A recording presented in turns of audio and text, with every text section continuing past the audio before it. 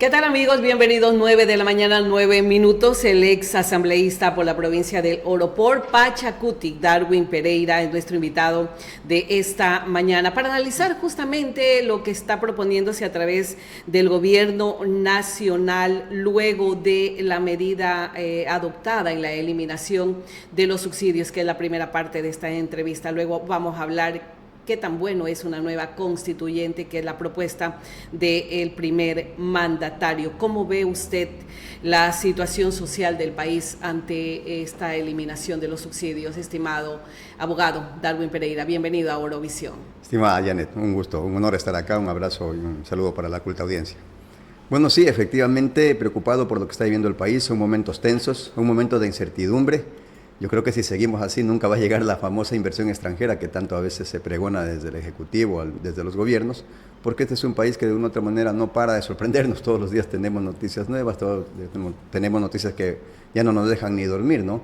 En este momento amanecen muchas vías del país cerradas, muchas vías con ataques de lado y lado, de la policía o de los militares hacia los manifestantes, y de hecho esto es una cosa que a mí me preocupa un poco, que ahora estamos viendo que son los militares los que han sacado a reprimir la protesta. Antes sacaban a la policía. Y en ese contexto, hoy las noticias dan cuenta de que hay algunas vías cerradas y estamos viendo que poco a poco, paulatinamente, se han empezado a sumar algunas comunidades indígenas a esta movilización nacional. ¿Se tiende a fortalecer esta medida de hecho?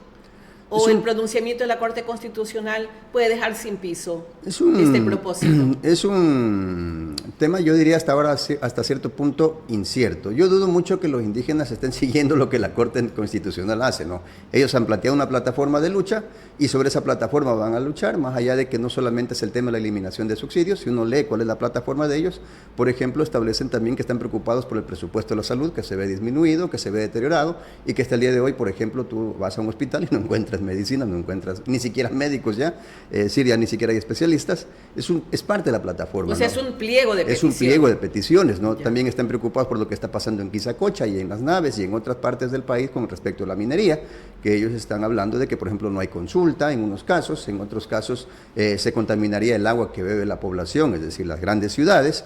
Y en ese contexto también es parte de su plataforma de lucha que han planteado. Entonces no es solo el tema de los subsidios, son algunos temas y obviamente han dicho, no estamos de acuerdo con una constituyente y esa es la posición de ellos.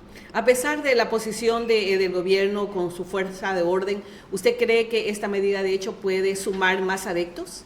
Yo creo que sí. Por ejemplo, la Federación Médica Ecuatoriana ha dicho que ellos van a apoyar a la movilización, que van incluso a recibir a los heridos, que generalmente en estos casos se dan. Mira, Yane, este es un tema que nosotros, todos los ecuatorianos, debemos reflexionar. Lamentablemente, quien pone los muertos en esto no necesariamente es el gobierno de turno. Lamentablemente es la gente que sale a las calles, la gente que se cree perjudicada por las políticas de turno, y son esos muertos los que luego tenemos que contar. Yo alguna vez veía con mucha indignación cómo gente se preocupaba por las bancas de Quito porque el arbolito quedó destrozado, pero resulta que si tú vas ahora a Quito encuentras las bancas nuevamente reconstruidas, todo nuevo, todo pintado, pero las vidas que se perdieron no las hemos podido revivir, no las podemos tener bonitos en su casa con su familia, ¿no es cierto? Entonces yo creo que hay que tener un poco también de sindiéresis en el análisis respecto a lo que está sucediendo en el país y estas movilizaciones de nuestros hermanos indígenas. Perfecto. ¿Qué es lo que cree que se puede lograr con estas movilizaciones? ¿Cree que va a tener el escucha del gobierno nacional?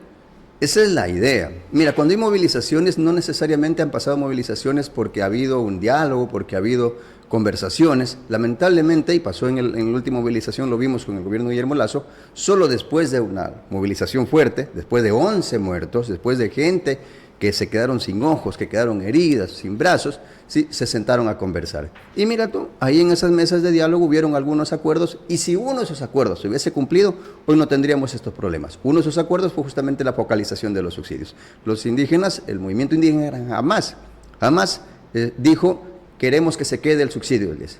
Ahí en esas mesas, en las mesas de diálogo entre Lasso y los indígenas, ya se estableció de que el movimiento indígena aceptaba la focalización, que era dar un siguiente paso, es decir, ya eliminar el subsidio para los sectores pudientes, para los que sí pueden pagar el combustible al precio internacional, y que a los transportistas, a los campesinos, haya una compensación, es decir, hay una forma de poder seguir sosteniendo el subsidio.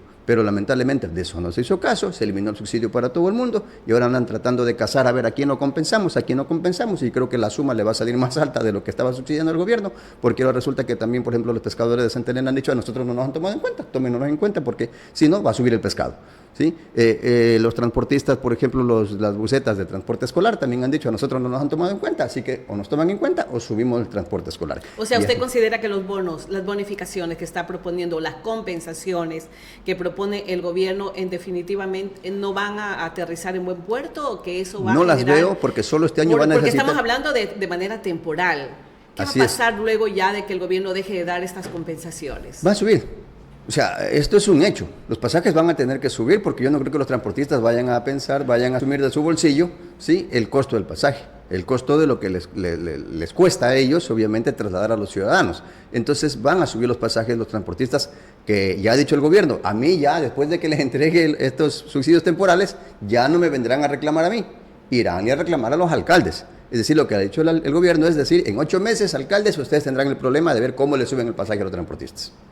En definitiva, o sea, serán los alcaldes los que tomen la decisión, pero al final del camino el que va a perder es el ciudadano, o el que va a ser afectado económicamente va a ser el ciudadano. Desde un principio.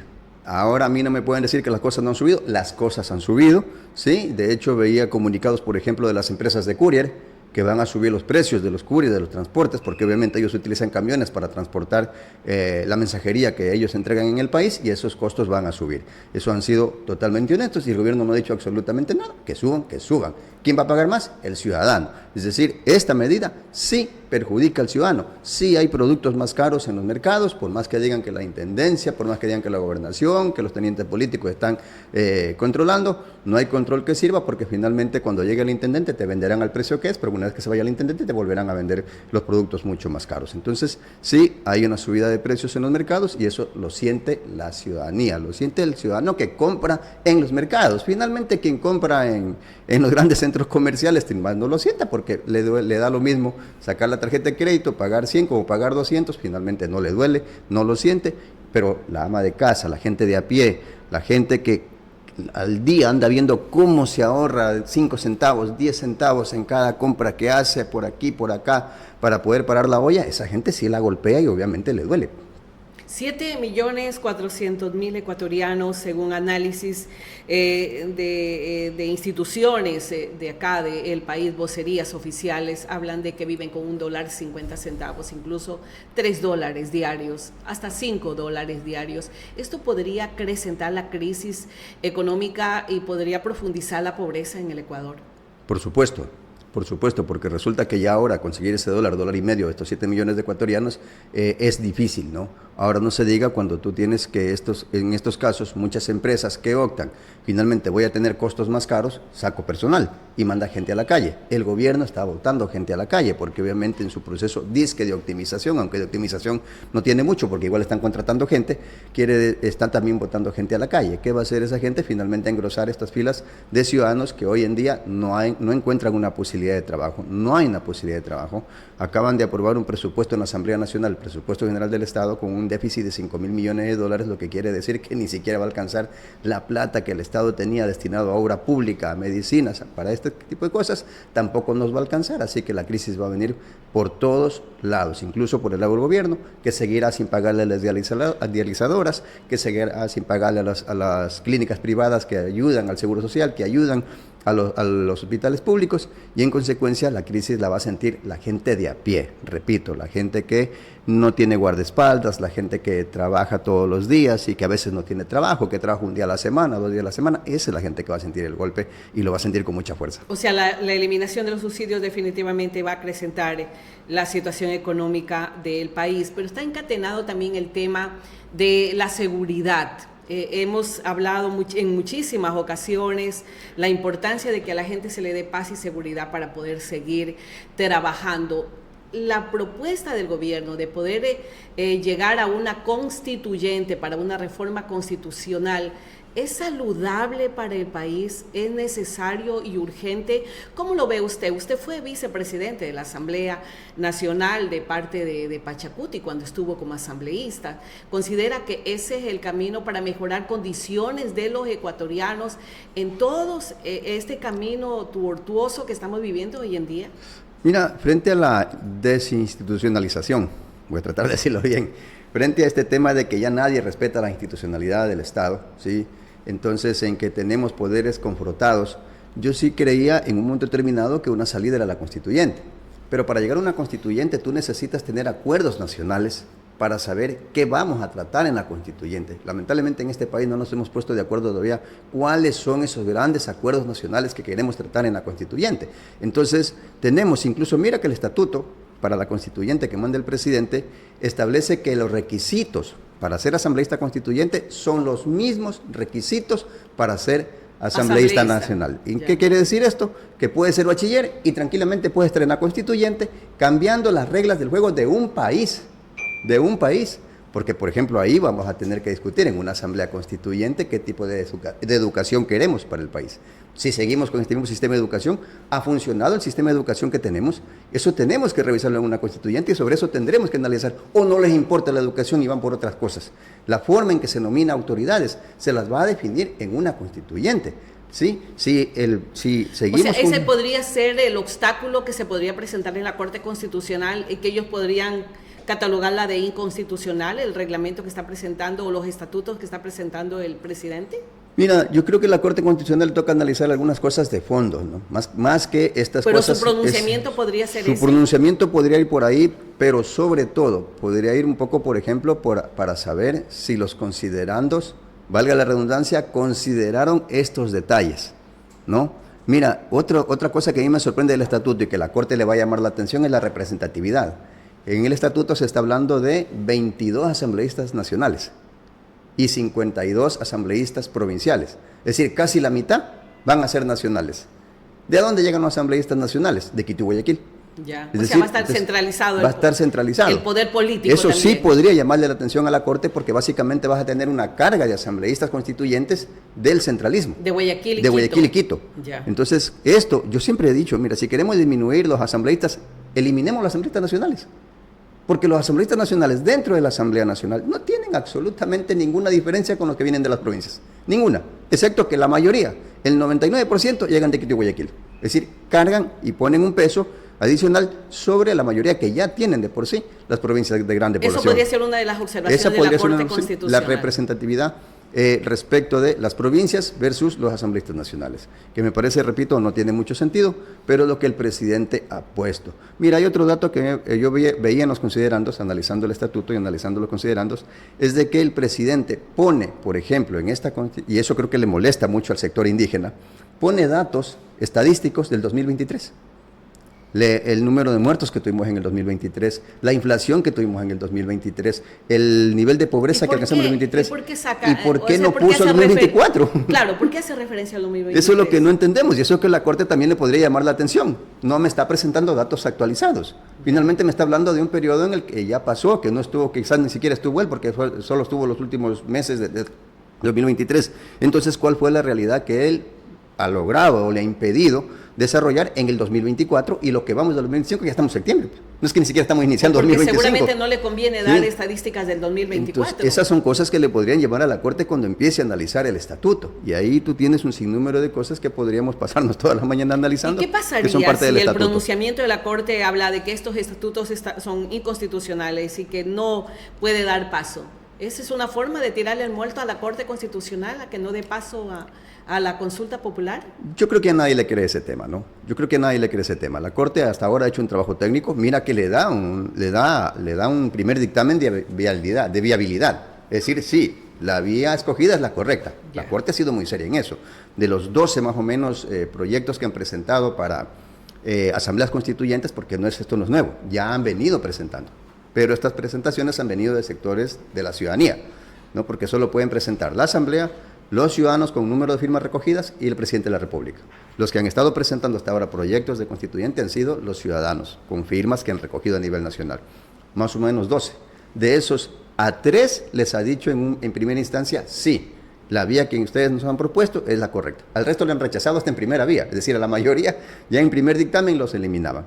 Ahora, no necesariamente esto quiere decir que porque le aceptó en primera vía le vaya a aceptar en segunda instancia, pero podría ser que también le acepte en segunda instancia. Yo por ahí tengo mis dudas y... o bien le envía a rectificar. O bien le envía a rectificar. O hacer alcance a los estatutos que ha presentado. Mira, más allá de que le envíe a rectificar hay que tener una cosa muy clara. Porque sí lo puede hacer eso, ¿no? La Corte Constitucional al Ejecutivo. No lo puede mandar a rectificar. Tiene que rechazar o aceptar. Eso es lo que tiene que hacer, ¿sí? En este momento.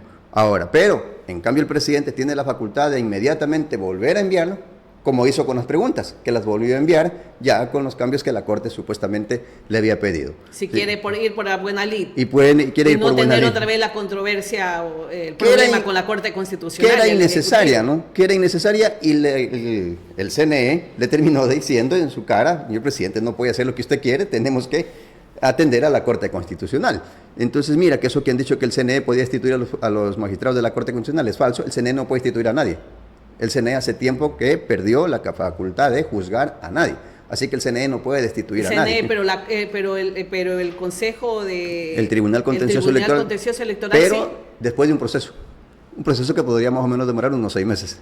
Sí, no es que el Tribunal Contencioso... O sea, pero podría ser dar un paso. Podría el Contencioso Electoral decir... De destituir a la Corte. Pero no tiene esa facultad.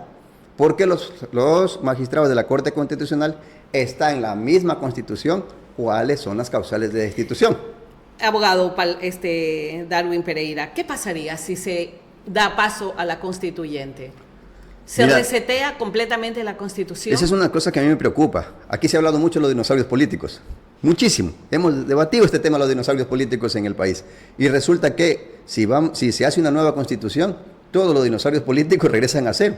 Es decir, todas las autoridades que en este momento están en elección popular, gozando de elección popular, y que inclusive ya han cumplido sus 2 periodos, o están cumpliendo sus 2 periodos, regresarían a cero. Podrían volver a ser candidatos. Por ejemplo, el prefecto de la provincia del Oro. Por ejemplo, el alcalde de Machala. Por ejemplo, el alcalde del Guabo. Por ejemplo, el alcalde de Santa Rosa, de los que recuerdo ahora mismo. O sea, ellos terminarían su periodo. Terminarían el periodo y empezarían en cero. Pero si hay una nueva constitución, comienzan desde cero, como que nunca fueron alcaldes si no hay y nunca fueron prefectos. Si no hay nueva constitución, si no hay constituyente, aquí terminan sus periodos. Sus 2 periodos. Ya. Pero si hay constituyente y hay nueva constitución, ellos arrancan de cero. Es decir, recién nuevamente podrían volver a ser alcalde de la ciudad en la que ya llevan 2 periodos sin ningún problema. Y así mismo el prefecto. Y así mismo el prefecto, sin ningún problema.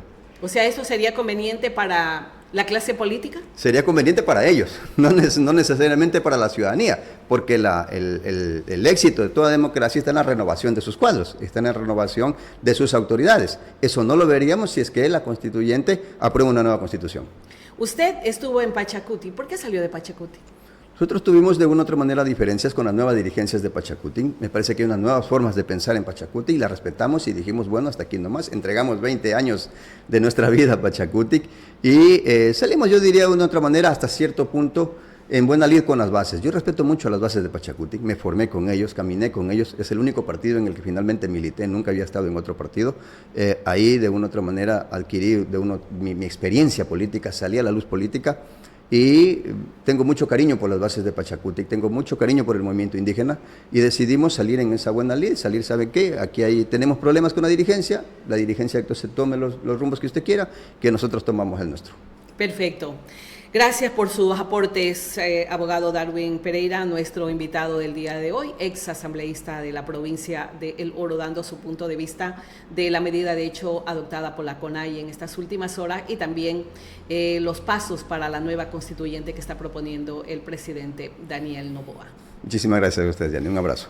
Un abrazo para todos ustedes, maravilloso inicio de semana y vamos a tener temas interesantes que tratar durante todos estos días y invitados especiales también para poder reconocer y más que nada visibilizar a grandes hombres y mujeres de esta provincia, cosas positivas que sin duda nos llenan de satisfacción como orenses. Bien amigos, hacemos nuestra pausa y ya para que ustedes continúen con su diario de este lunes y que sea todo un éxito, una jornada maravillosa para todos. Buenos días.